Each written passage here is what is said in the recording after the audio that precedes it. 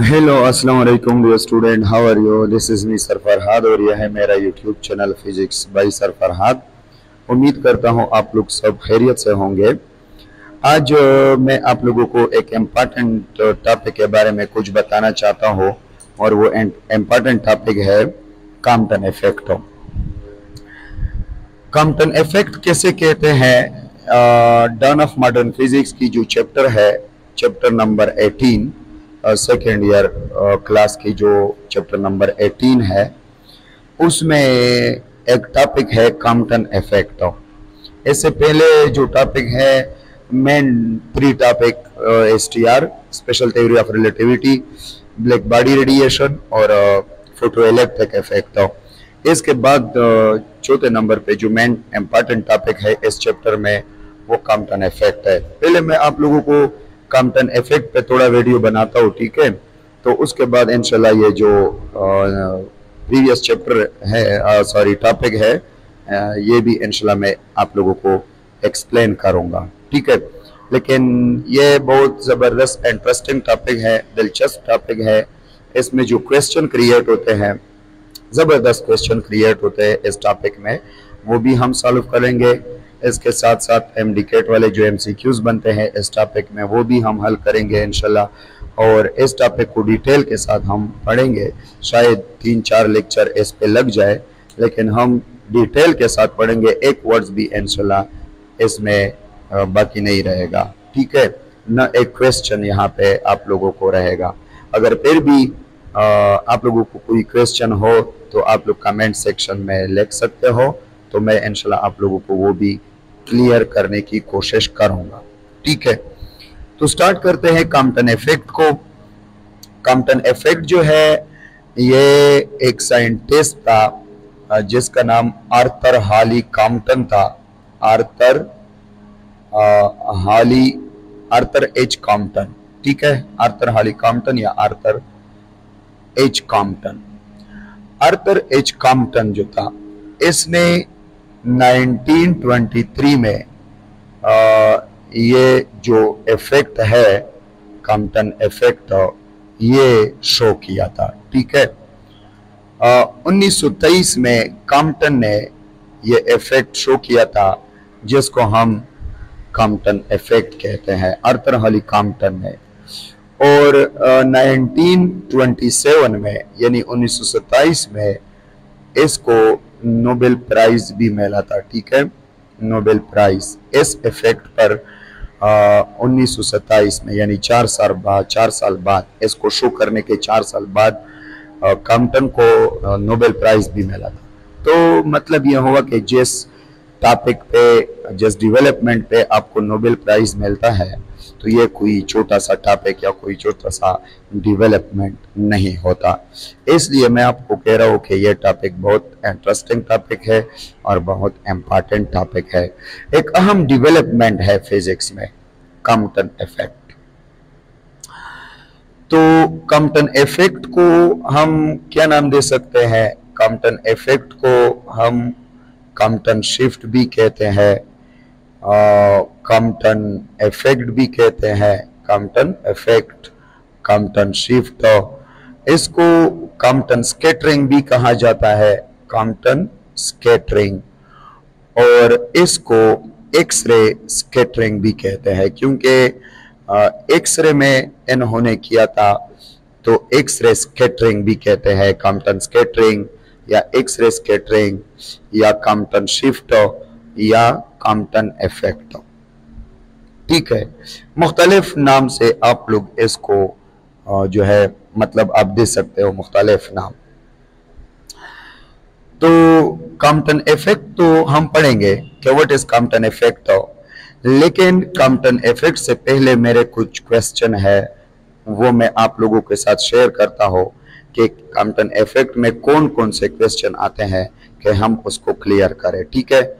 Number 1 तो ये note कर ले कि जो कॉम्पटन स्कैटरिंग है, कॉम्पटन स्कैटरिंग, जो कॉम्पटन स्कैटरिंग है, अगर किसी ने आपसे पूछा कि ये जो कॉम्पटन स्कैटरिंग है ये हमारे पास इलास्टिक स्कैटरिंग है कि इन इलास्टिक स्कैटरिंग है, नंबर 1 तो ये नोट कर ले। तो फर्स्ट क्वेश्चन ये है कि कॉम्पटन स्कैटरिंग जो है क्या ये इलास्टिक है या इन इलास्टिक स्कैटरिंग है? इलास्टिक स्कैटरिंग है या इन इलास्टिक स्कैटरिंग है? फर्स्ट क्वेश्चन ये बन रहा है, ठीक है। तो ये नोट कर ले कि ये इन इलास्टिक स्कैटरिंग है, इस पे हम बात करेंगे और ये हम यहाँ पे क्लियर करेंगे इसको स्टार्ट करने से पहले कि what is difference between elastic scattering and in elastic scattering. जैसा कि आप लोगों ने फर्स्ट ईयर में इलास्टिक कोलिजन और इन इलास्टिक कोलिजन पढ़ा है, इस तरह यहाँ पे हम इलास्टिक और इन इलास्टिक स्कैटरिंग के बारे में पढ़ेंगे कि इलास्टिक स्कैटरिंग और इन इलास्टिक स्कैटरिंग क्या है, ठीक है। ये भी नोट कर ले कि क्लासिकल फिजिक्स के मुताबिक ये जो है इलास्टिक स्कैटरिंग है, इलास्टिक स्कैटरिंग होना चाहिए इसको। कॉम्पटन स्कैटरिंग को क्लासिकल फिजिक्स के मुताबिक इलास्टिक स्कैटरिंग होना चाहिए। जबकि कॉम्पटन ने जो एक्सपेरिमेंट किया तो एक्सपेरिमेंट में ये किया एक्सपेरिमेंटल रिजल्ट ने ये शो किया कि ना, ये तो इन इलास्टिक स्कैटरिंग है, इन इलास्टिक स्कैटरिंग है, ठीक है। तो नंबर 2 क्वेश्चन ये है कि why classical physics failed to explain Compton effect. Why classical physics, important question ये है क्योंकि हम यहाँ पे लगे हुए हैं कि क्लासिकल फिजिक्स को फेल प्रूफ कर लेके। यहाँ पे फेल है, ब्लैक बॉडी में फेल है, फोटो इलेक्ट्रिक इफेक्ट में फेल है, कॉम्पटन इफेक्ट में फेल है। तो why classical physics fail to explain the Compton effect. Compton effect को एक्सप्लेन करने में क्लासिकल फिजिक्स क्यों फेल हुआ, ये इंपॉर्टेंट क्वेश्चन है। इसलिए तो फेल हुआ कि क्लासिकल फिजिक्स के मुताबिक ये स्कैटरिंग जो है ये इलास्टिक इसको इलास्टिक होना चाहिए, मतलब स्कैटरिंग क्लासिकल के मुताबिक ये इलास्टिक होना चाहिए। लेकिन एक्सपेरिमेंटली जब हमने देखा, कॉम्पटन ने जब स्टडी किया तो एक्सपेरिमेंटली ये स्कैटरिंग इन इलास्टिक बना, ठीक है। तो यहाँ पे क्लासिकल फिजिक्स जो है फेल हो रहा है। अब आपके दिमाग में ये क्वेश्चन आएगा कि सर ये क्लासिकल फिजिक्स क्यों सोच रहा है कि ये स्कैटरिंग होना चाहिए। हम ये क्लासिकल फिजिक्स जो है व्हाई इट डिसाइड या on which base it decide of elastic scattering. ये क्लासिकल फिजिक्स जो है ये केस बेस पे जो है स्कैटरिंग को इलास्टिक कहा जा रहा है, कहता है कि ये स्कैटरिंग इलास्टिक होना चाहिए। ये क्वेश्चन है, 3 क्वेश्चन पूरे हुए। ये इलास्टिक और इन इलास्टिक, इलास्टिक है या इन इलास्टिक है, अगर इलास्टिक है तो कैसा होगा, इन इलास्टिक है तो कैसा होगा।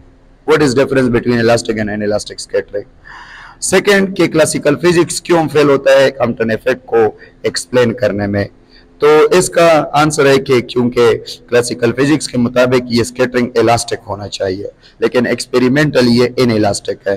तो अब थर्ड क्वेश्चन ये है कि किस बेस पे क्लासिकल फिजिक्स इसको इलास्टिक कह रहा है कि स्कैटरिंग इलास्टिक होना चाहिए था। मतलब क्लासिकल फिजिक्स में ऐसे कौन सा पॉइंट है जिसकी बेस पे हम कॉम्पटन स्कैटरिंग को इलास्टिक स्कैटरिंग का नाम दे रहे, ठीक है। तो ये क्वेश्चन हम क्लियर करेंगे। नंबर 4 क्वेश्चन जो है वो ये है कि why we take a stationary electron, why we take a stationary electron in Compton effect. Compton effect में हम स्टेशनरी इलेक्ट्रॉन क्यों लेते हैं, why we take stationary electron in Compton effect. जब आप कैलकुलेशन करेंगे ना, जब आप कॉम्पटन इफेक्ट को डिफाइन करोगे तो आपको डिफिनीशन में ऐसा मिलेगा कि when X-ray scattered from a target, और टारगेट में कैसे स्कैटर्ड हुए, फ्री स्टेशनरी इलेक्ट्रॉन्स। तो कैलकुलेशन में भी आप इलेक्ट्रॉन की काइनेटिक एनर्जी, आप इलेक्ट्रॉन की मोमेंटम को 0 कंसीडर करेंगे, और इलेक्ट्रॉन की काइनेटिक एनर्जी और मोमेंटम को 0 कंसीडर करने के लिए आपने इलेक्ट्रॉन को स्टेशनरी लेना है, ठीक है। तो यहाँ पे वाई की नहीं, how we can taken stationary electron. हम कॉम्पटन इफेक्ट में स्टेशनरी इलेक्ट्रॉन तो लेते हैं, लेकिन कैसे लेंगे स्टेशनरी इलेक्ट्रॉन? इलेक्ट्रॉन तो मोशन में होता है, इलेक्ट्रॉन तो रिवॉल्विंग होता है ऑर्बिट में 10 की ताकत 6 मीटर पर सेकेंड के साथ, वो तो हाई स्पीड के साथ रिवॉल्व करता है। लेकिन अगर हम एक तो वो क्वेश्चन बनेगा कि वाई, ठीक है, why we take stationary electron, हम लेते क्यों है? तो इसकी आंसर हमें मिलेगा कि हम लेते क्यों है फ्री इलेक्ट्रॉन को एज अ स्टेशनरी, मतलब कि हम इलेक्ट्रॉन की इनिशियल काइनेटिक एनर्जी और मोमेंटम जीरो क्यों लेते हैं। और दूसरा ये कि चलो अगर हम लेते हैं वो तो आंसर मिल जाएगा, लेकिन हम लेंगे कैसे इलेक्ट्रॉन को कि ये कैसे स्टेशनरी, इलेक्ट्रॉन तो मूवेबल है, तो इसका तरीका हम कैसे बनाएंगे कि ये इलेक्ट्रॉन हमने इसलिए स्टेशनरी लिया और इस तरह हमने स्टेशनरी लिया, स्टेशनरी क्यों लिया और अगर लिया तो कैसे लिया, ये दो क्वेश्चन, हाउ एंड वाई, ठीक है। और छठा क्वेश्चन ये बन रहा है, छठा क्वेश्चन कि why we take outer shell electron, important question है, why we take outer shell electron, हम आउटर शेल इलेक्ट्रॉन को कॉम्पटन इफेक्ट में क्यों लेते हैं, not inner shell electron. Compton effect में हम इनर शेल इलेक्ट्रॉन क्यों नहीं लेते, आउटर शेल इलेक्ट्रॉन क्यों लेते हैं, ठीक है, ये इंपॉर्टेंट क्वेश्चन है। नंबर 6 क्वेश्चन, कॉम्पटन इफेक्ट में जो हम इलेक्ट्रॉन लेते हैं ग्रेफाइट टारगेट में, वो आउटर शेल इलेक्ट्रॉन कंसीडर करते हैं कि उससे स्कैटरिंग हुआ है एक्सरे की, न कि इनर शेल इलेक्ट्रॉन से। तो ये हम क्यों आउटर शेल लेते हैं, इनर, अगर हम इनर शेल इलेक्ट्रॉन कंसीडर कर ले तो क्या मसला होगा, और अगर हम आउटर शेल इलेक्ट्रॉन ले ले तो वो कौन सा मसला होगा जिससे वो हल हो जाएगा, ठीक है, ये इंपॉर्टेंट क्वेश्चन है। और नंबर 7 क्वेश्चन जो है कॉम्पटन इफेक्ट में, वो ये है कि हाउ कॉम्पटन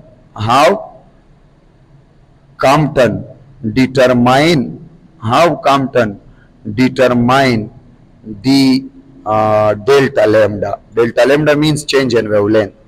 ये आप पढ़ेंगे कि जब एक्सरे टारगेट पे फॉल किया जाता है तो स्कैटर्ड एक्सरे की वेवलेंथ चेंज हो जाती है, ठीक है, तो ये चेंज इन वेवलेंथ कॉम्पटन ने कैसे मालूम किया, ठीक है। और नंबर 8, हाउ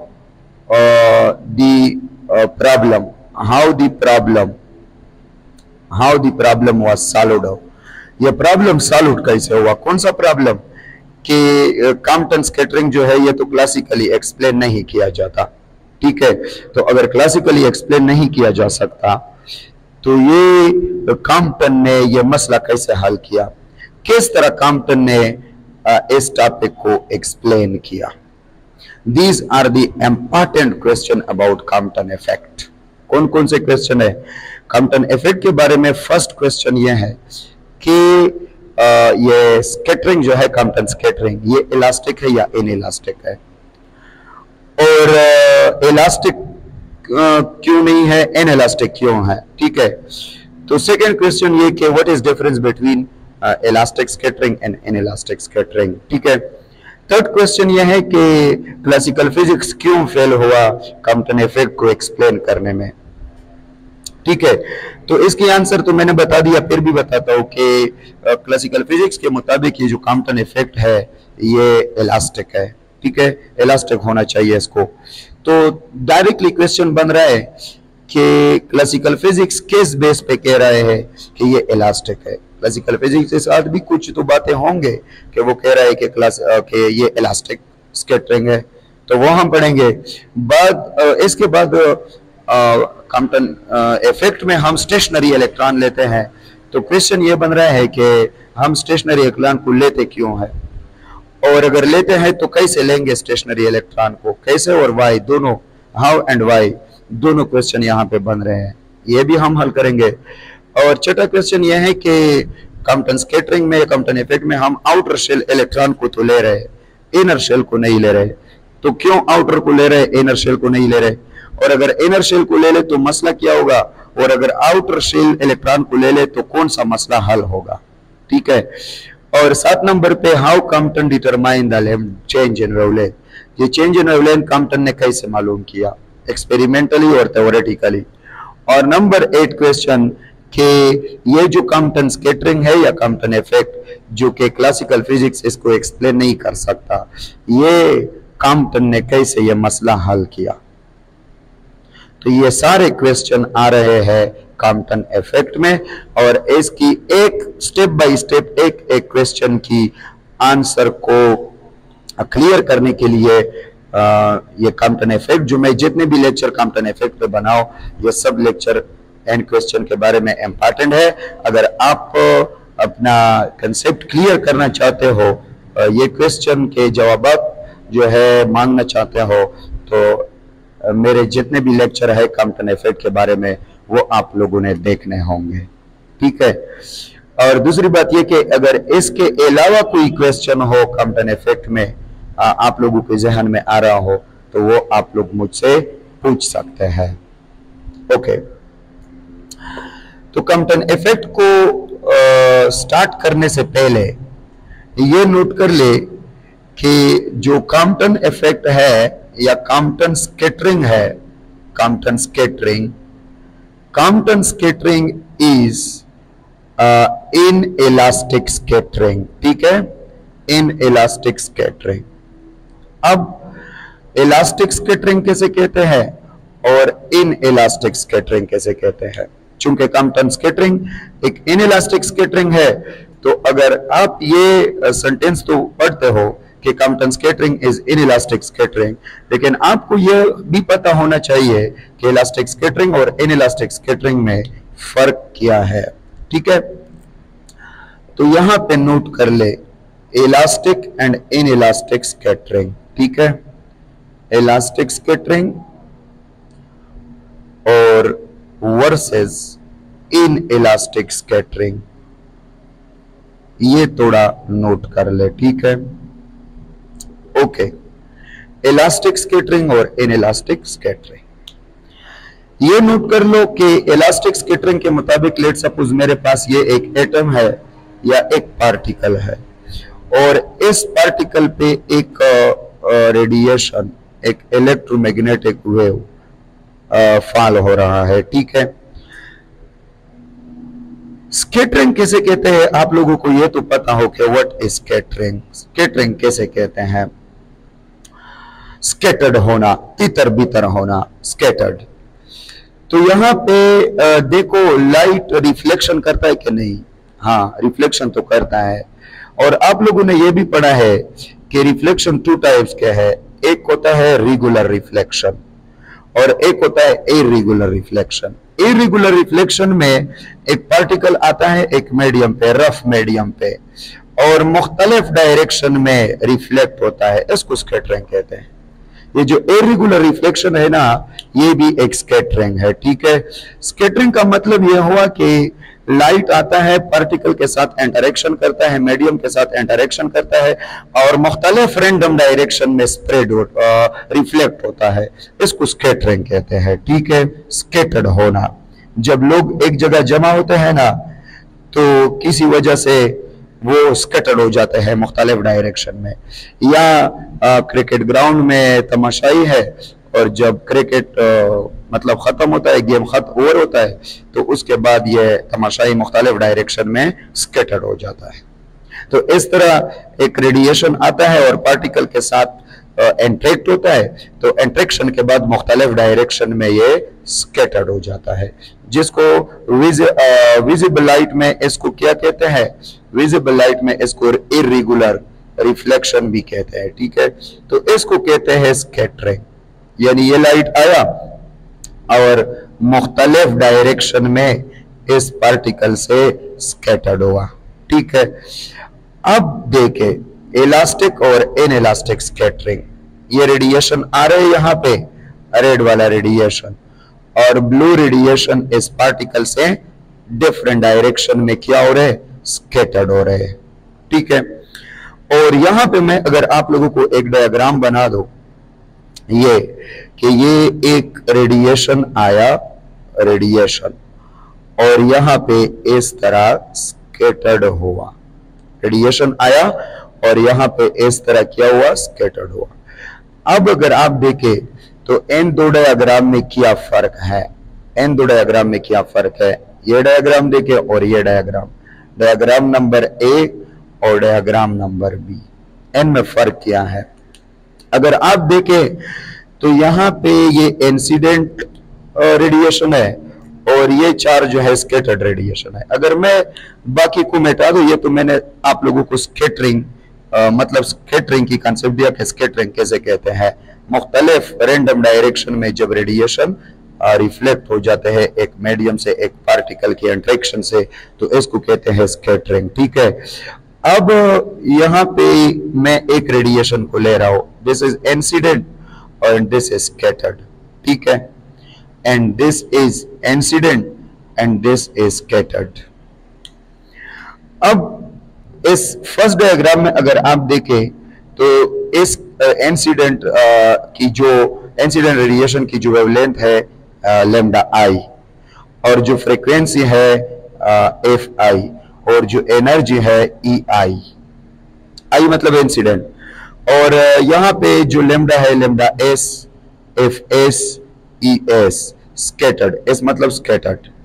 तो ये स्कैटर्ड रेडिएशन की वेवलेंथ, फ्रीक्वेंसी और एनर्जी है, और ये इंसिडेंट रेडिएशन की वेवलेंथ, फ्रीक्वेंसी और एनर्जी है। तो जब आपके पास ऐसा स्कैटरिंग हो कि इंसिडेंट वेवलेंथ स्कैटर्ड वेवलेंथ के बराबर हो, इंसिडेंट फ्रीक्वेंसी स्कैटर्ड फ्रीक्वेंसी के बराबर हो, इंसिडेंट एनर्जी स्कैटर्ड एनर्जी के बराबर हो, जब ये सेम हो जाएंगे तो एनर्जी भी सेम हो जाएगा। तो ऐसे स्कैटरिंग को कहते हैं इलास्टिक स्कैटरिंग। ऐसे स्कैटरिंग को क्या कहते हैं? Elastic scattering.